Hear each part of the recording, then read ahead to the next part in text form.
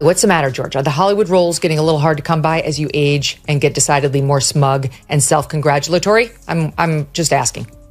And chooses to finish this show by lecturing the audience on how journalism ought to be done.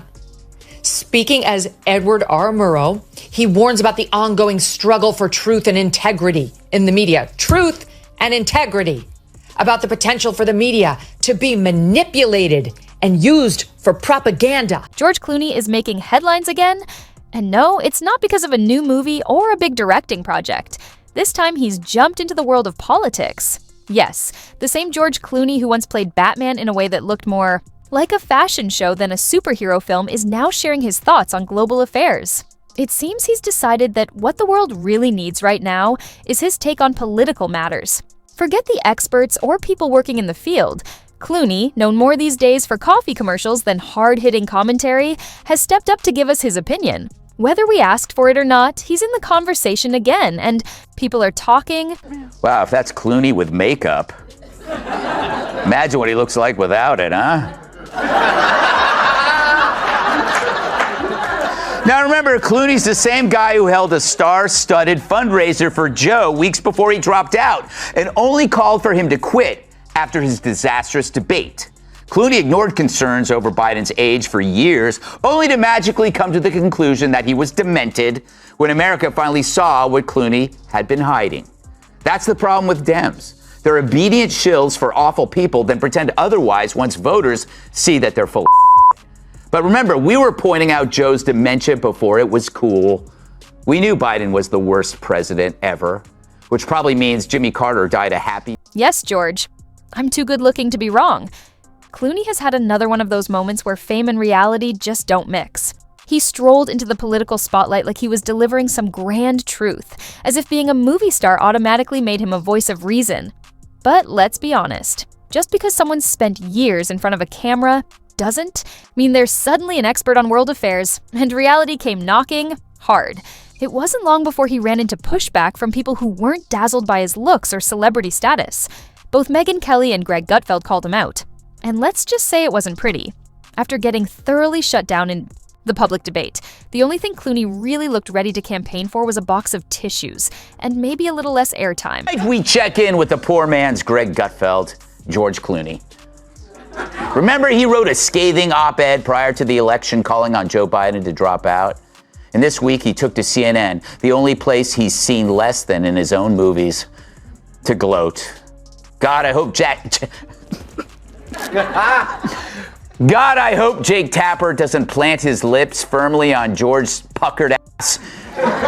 This is the same George Clooney who's been known to dish out life advice to everyday Americans, all while relaxing at his $100 million villa on Lake Como, probably sipping imported sparkling water. Let's be honest, it's hard to take someone seriously about real-world issues when they haven't seen the inside of a gas station in decades. Chances are the last time he passed a Walmart was back when ER was still airing new episodes. But somehow he's convinced he understands the struggles of the average working person. Nothing says man of the people like hopping on a private jet to lecture farmers about climate change.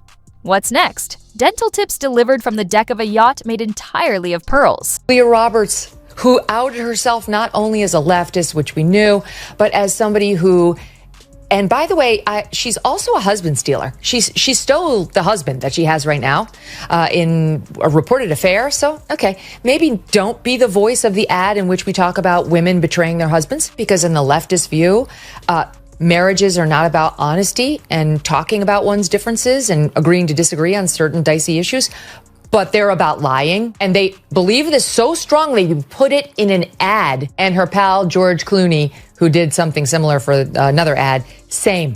You got Joe Biden out. How'd it work out for you? How'd that go? Maybe you should have said something a little earlier, like when you attended that fun. Clooney's stumble here wasn't just about politics. It felt bigger than that. It was like the universe finally decided it had enough of the polished act, the charming speeches, and the perfectly timed smirks. You can only coast on charisma for so long before someone steps up and gives you a dose of reality.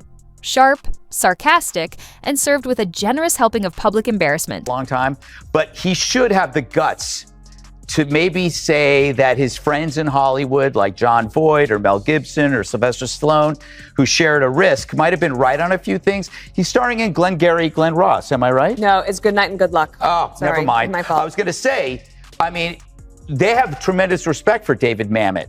David Mamet is one of the most conservative people. So maybe instead of just sitting in silence, you should actually speak up for some of the people who shared the risk.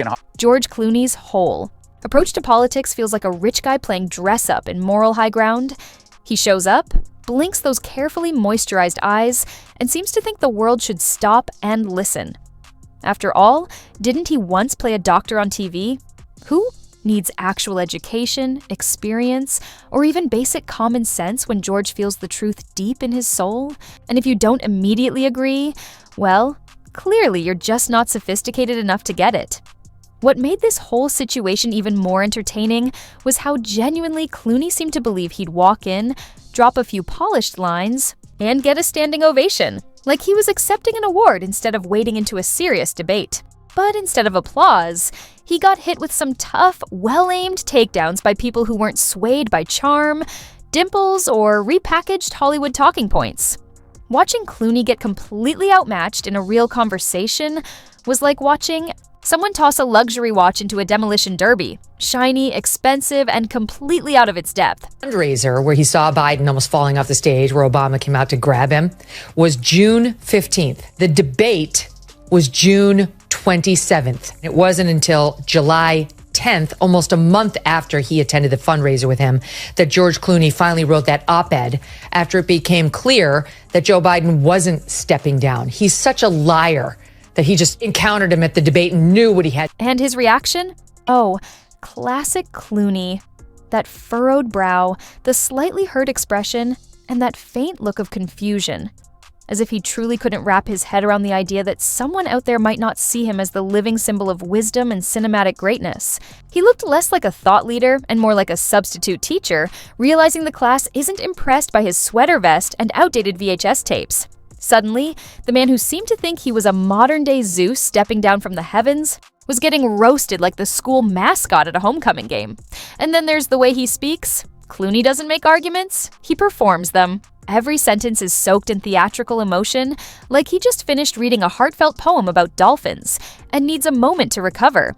He could be talking about parking regulations, and it would still sound like he's mourning the fall of an ancient civilization.